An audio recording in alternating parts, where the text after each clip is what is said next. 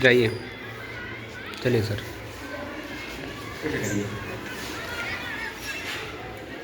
दोस्तों नमस्कार, good morning all of you. बोलना नहीं किसी को, good morning all of you. आज हम सब समझेंगे स्ट्रक्चर ऑफ थायराइड। ये आपके टॉपिक का नाम है मूवमेंट ऑफ सब्सटेंस ट्रांसपोर्टेशन। ये क्लास 7 का टॉपिक है और इसमें हम पढ़ेंगे हार्ट के बारे में। मनुष्य का जो हृदय होता है बड़ी मुट्ठी के आकार का होता है, बड़ी मुट्ठी के आकार का होता है और शंक्वाकार होता है। और ये हम लोग की वक्ष में जो है वक्ष में होता है और बाईं तरफ होता है। हृदय की जो चारों दीवारें, हृदय की चारों तरफ जो दीवारें पाई जाती हैं उसे कहते हैं पेरिकार्डियम। क्या होता है? पेरिकार्डियम। और इस पेरिकार्डियम के अंदर एक दरो भरा होता है, फ्लूइड होता है, इसे कहते हैं पेरिकार्डियम फ्लूइड। इसके बीचों बीच में एक विभाजकता पाई जाती है, ये देखिए चिन्हित किया गया है, इसको कहते हैं सेप्टम। और हृदय के 4 चैम्बर होते हैं, 2 आलिंद होता है, 2 निलय। आलिंद ऊपर होता है, देखिए ऊपर ये दोनों आलिंद होते हैं, लेफ्ट आर्टरियम और राइट आर्टरियम। 2 निलय होता है, इसे कहते हैं लेफ्ट वेंट्रिकल, लेफ्ट और राइट वेंट्रिकल। और हृदय को जो रुधिर प्राप्त होता है 2 महानलिकाओं के द्वारा प्राप्त होता है। एक का नाम है सुपीरियर वेना केवा और दूसरे का नाम है इंफीरियर वेना केवा। मतलब कह सकते हैं अग्र महाशिरा और पश्च महाशिरा।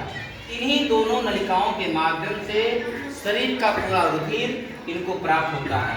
ये जो देख रहे हैं बहुत मोटी सी नलिका है, इसको कहते हैं एरोटा अर्थात महाधमनी के नाम से जाना जाता है।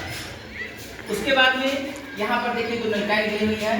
ये 2 नलिकाएं जो होती है इसको कहते हैं लेफ्ट पल्मोनरी वेन्स के नाम से जाना जाता है। और इधर भी है राइट पल्मोनरी वेन्स। जो लेफ्ट जो पल्मोनरी वेन्स होता है, वैसे तो सिराओं में जो है रक्त यानी ब्लड जो होता है हमेशा जो है अशुद्ध रक्त बहता है, लेकिन जो पल्मोनरी वेन्स है ये एक ऐसी नलिका होती है जिसमें रक्त शुद्ध होता है। इसी प्रकार यहाँ लिखा हुआ पल्मोनरी आर्टरी, ये भी है पल्मोनरी आर्टरी, लेफ्ट और राइट।